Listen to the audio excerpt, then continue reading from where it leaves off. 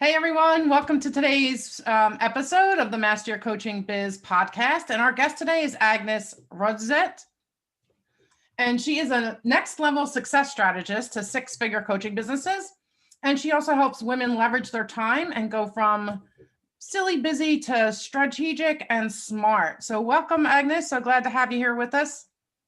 Thank you very much for having me. I'm happy to be here. Yeah. So tell us a little bit more about yourself. Well, I come from a background in quality management. So this is actually where I got all that knowledge and experience to bring in systems and structures and processes that leverage the time and not only bring results, but actually help you work less because you have the right systems in place. So that experience kind of have led me to where I am today, helping women in coaching businesses, in service businesses to really leverage that time when they are ready to level up. Because when we're at that stage, and for me it was the same, you have two choices. You kind of want to level up, but you don't want to get busier. So either you do get busier, you work more, or you find a way how to leverage what you already have. So this is kind of my specialty where I go into the business. I find that weak link or weak links, if there are many, and I'm not reinventing the wheel or inventing anything new. I work with what they already have, but to make it more strategic and smart in a way that it truly leverages the time instead of wasting it. Yeah. Okay, great. That sounds awesome. We all could use that. So tell me, so our audience here is mainly newer coaches. And what would be, something that you would say, okay, this is really what you have to do to get started to leverage your time? Yeah. Well, first you have to understand why do you want to do it? Because so many women that I have spoken to, they all say, I do want more time.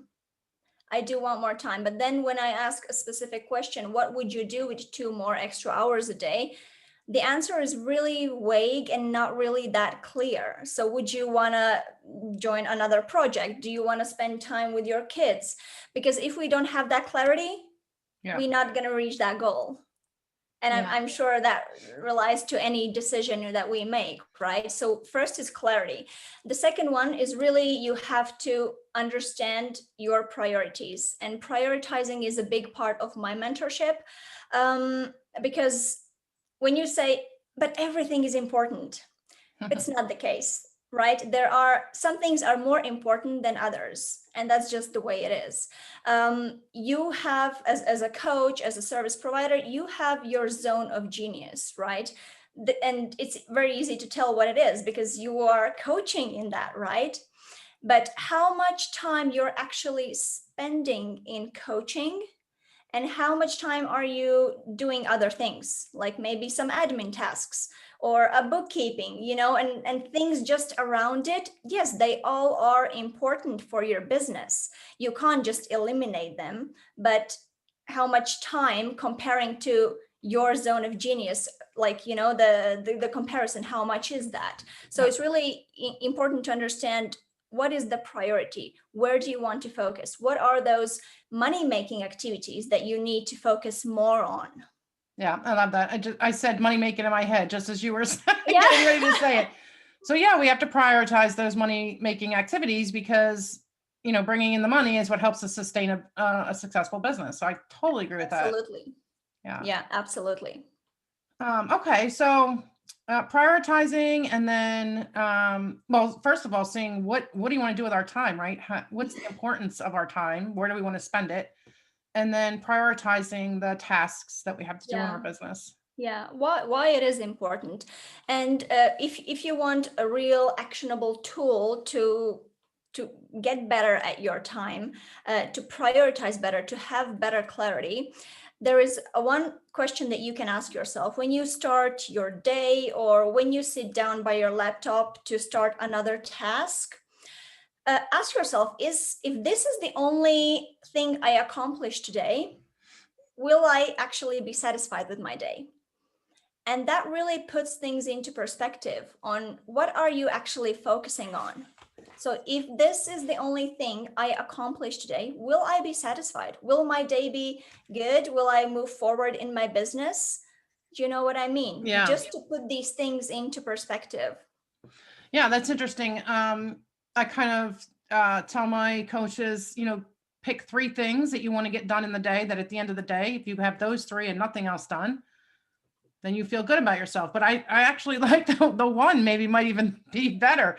So if you do one thing and then, at the end of the day, you feel good about that. And then that should be an activity that's of importance and that drives your business.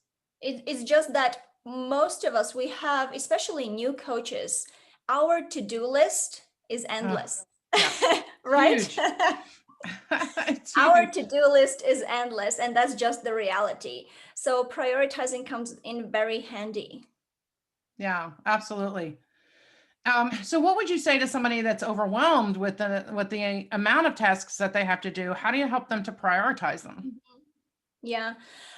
There are many things that I go through with my clients in my coaching, and they involve things like business restructuring, like automation, also the delegation, which is a big problem, especially for women, because we're kind of like a natural givers, but we're scared to ask for help, and we don't want to ask for help really. So the trust in to put that trust in other people to do that task, because yes, we can do it all, but we don't have to. And And who to wants to? understand this and to understand this and to realize that there are people that might be so much better at that certain thing that you're so want to hold on to and don't want to let go because you Yeah. just create the best Canva graphics. But is this really the money making activity? Yeah. You know what I mean? Yeah. No, I agree totally. And I was the same way.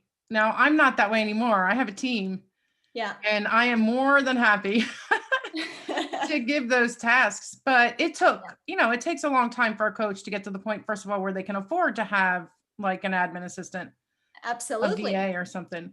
But Yeah. also then like you said, the mindset to put it in somebody else's hands. And then, Yeah. and that I think is perfectionism too, which I've been talking a lot about this month. Oh, you know what? I'm actually a recovering perfectionist myself. Yeah, aren't we all? Yeah, right. And sometimes I get the feeling that it's like never going away.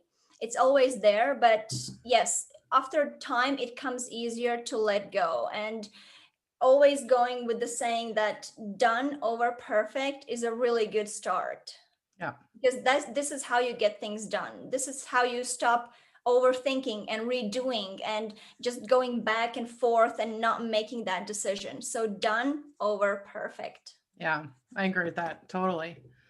Yeah. What else would you say is important for new coaches to, to let go of that perfectionism? Done is better. And then you talked about the clarity. You talked about prioritizing. What else do they need to really consider to leverage their time? Yeah. What I really would like to suggest, and even when you're starting out, is to put the systems in place and the automation that already helps you from the beginning. Even if you think, I don't need it now because I can handle it all manually. Well, what are you going to do when you start to have like hundreds and hundreds of subscribers? You're going to send them email one by one, right? You're not going to do that. So start to think long term. That would be my suggestion, because yes, while we want to live here and now and it's all great, but one day it's going to come when you're going to be overbooked and your schedule is going to clash. So how are you going to deal with that? You're going to go crazy. So start to think about and implement the systems that would really help you leverage that in the future, although you might not even need it right now. Right. Okay. Yeah, that's a good suggestion. Because once we get busy, we're too overwhelmed. And this is when people ask, oh, but how I'm gonna now waste my time, like invest my time into hiring someone, explaining them what they need to do, testing and going through these trials and errors when I'm already so much, booked out and I'm like maxed out already. Yeah. But we don't want to get to that point. Yeah, it's hard to think about having to train somebody else when you're just doing everything yourself, and like where's the time for that? Yep. But we have to make the time, and like you said, putting the systems in place first, even if you're not using them a lot in the beginning. It's that investment in the Mhm. future. So yes, it might be uncomfortable, it might take you out of your comfort zone to really invest your time now into this, but look how it's going to look in a month or in two, when you're not going to be so overwhelmed, when you're going to have that time freedom. That's more for coaches that want to get out of that busyness, you know what I mean. But yes, it's important to think more long term, but I'm not talking about like 5-year plan or 10-year plan, because look what happened, for the Yeah. past 2 years. Who knew, right? Yes. Exactly. Well, what would you say are the most important systems to put into place so that you are set up for when your Mhm. calendar gets full?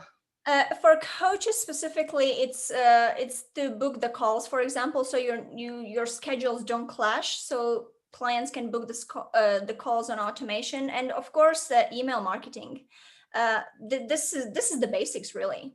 Yeah. I would not want to suggest a specific tool or specific system, because Mhm. I have made that mistake before, and unfortunately, what happens is that people go away and they use that tool, but what it does, it wastes their time more, because it's just simply not working well with what they already have put together.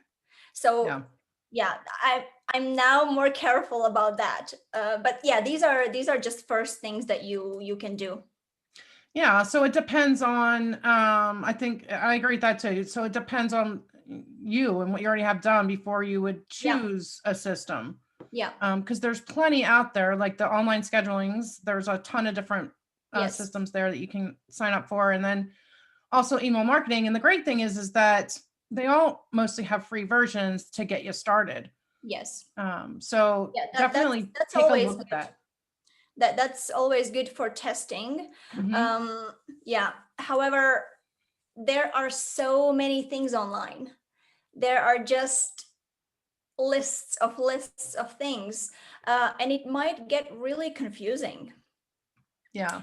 And to really understand what you need is a big work. It's first of all big work with ourselves, and understanding the business vision and where we want to go. And so we stop chasing these shiny objects and testing, and because that's gonna cause us more time waste, more trials, errors, and stuff like that. Hmm. So yeah, it's important to understand, what do you want, and if you are going for a specific tool, what do you want to do with that tool? And once you start to really leverage your business, will it still be valuable to you? Because again, long term, thinking a bit more further than you are right now, because it might be good for you, great for you right now. What about in the week or in a month? Yeah. And that's a good point because I mean there's systems that we outgrow and you have to go to a new system, but you don't want to have to go to a new system because you don't like it, or Yeah. it's not serving the purpose that you would intend or intended it to. And Absolutely. I've had to change systems, and multiple Yeah. times in 11, 12 years now this year, but um, Mm. from need really. Uh, but I do a lot of research before I jump into a system. Yeah, that's a good thing. That's definitely a good thing. However, we need to understand that we might end up with too many things, and then we really have to declutter. And this is another part that I'm doing through a mentorship, is really to declutter your space, and also the mindset, but also the gadgets that you have. Like, how distracting is everything that is around us? Because how can you focus on your money making activities if you have a dog barking next to your window?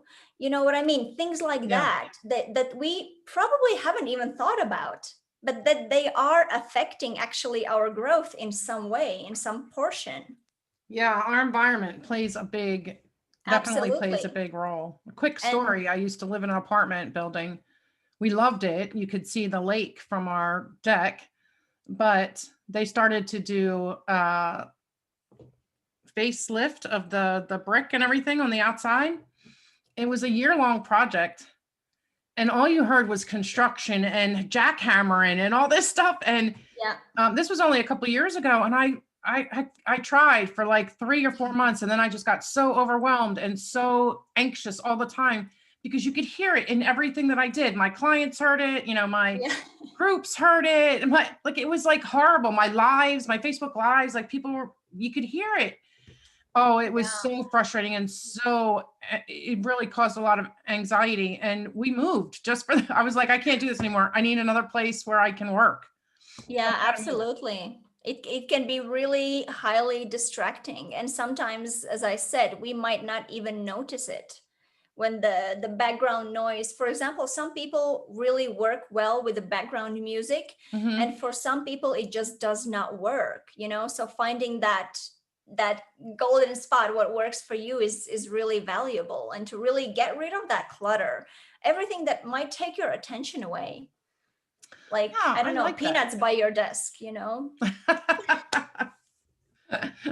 I like that. So, okay. So, listeners, coaches out there, let's look at that. Let's look at our environment. What is Yeah. distracting you in your space right now? Yeah. And maybe influences from outside, your space. Like Agnes mentioned a dog barking or, jackhammering is definitely a big distraction, but, take a look at that and try to do a little checklist of what is in your space that is distracting for you. And I think even just your office space, the organization of it, like when you walk into your office, does it inspire you or does it, do you just want to turn around and walk out? Absolutely. And imagine if you're walking in the office that is like, oh, oh, work again. Yeah. Or, it's not the right atmosphere that you want to create for yourself. It needs to be inviting, it needs to be motivational, it needs to be inspiring, and all of those things that you want to be in your business, that you want to project to your clients. This is how it has to be. And unfortunately, things like sleep or diet or exercise that are so overlooked and we take them for granted so often, Hmm. they also really, really affect our productivity, our focus. Because imagine how much uh, how long can you focus on a good task, on a big task, if you have 4 hours of sleep, Yeah. you know? And a lot of startups, a lot of people that are starting out, they are taking these things for granted and thinking that lifting a Coca-Cola can for an exercise or a burger diet will do it, but it won't. In a long term, it won't. So many aspects that need to be taken into consideration. Yeah. So balance, it sounds like what you're saying is there's a balance there that has to be Yeah, met. And yeah, I totally agree with them. A big proponent, also a yeah. big proponent of a routine, a morning, power start program, something to get you going in the day. And that's diet, exercise, Yeah. hydration. I For think these are me, key. yeah, for me, what works really well is to have a morning routine that is not like a routine, but that I have activities that I can replace. Because for me, I don't really do well with routines. I Hmm. don't like to do the same thing every single day. So when you have that option of replacing some activities that you are doing for yourself to get yourself really inspired, motivated, in the mood to start a day, for me, it works really well. This is how I lift myself up and start the day on that success note. Hmm. Yeah. So, what are some struggles that you see in your clients that speak to that? Like when they don't have that inspiration or that space that really speaks to them and helps them to concentrate. Yeah. There are many suggestions that I can give. However, it all starts with us, within yourself. So you have to understand what works better for you. For example, I have even created a meditation album for my clients. But not everybody likes meditations. And for some people, they drive them nuts. So if it doesn't work for you, don't do it. If a coach says, okay, you have to wake up at 6 a.m. every morning because that's how a lot of successful do it. It might not work for you, and you just keep struggling and struggling because you can't just, you don't understand. Oh, but it works for them. Why it doesn't work for me? Because we are all so unique and different. And you have to play to your strengths. Absolutely, absolutely. And some people are morning birds, some are night owls, and you have to understand, when is that best productivity flow for you? When do you perform your best?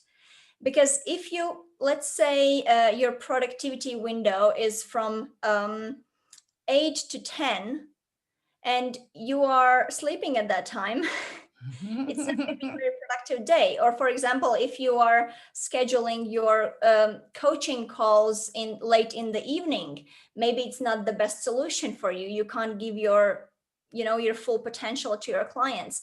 So thinking about matching those activities with that productivity flow where you do perform your best, where you need your best, where you are able to tackle those big tasks that otherwise would feel like, oh, because maybe after lunch you're like, yeah, but now I feel like watching Netflix. It's not going to bring your business forward.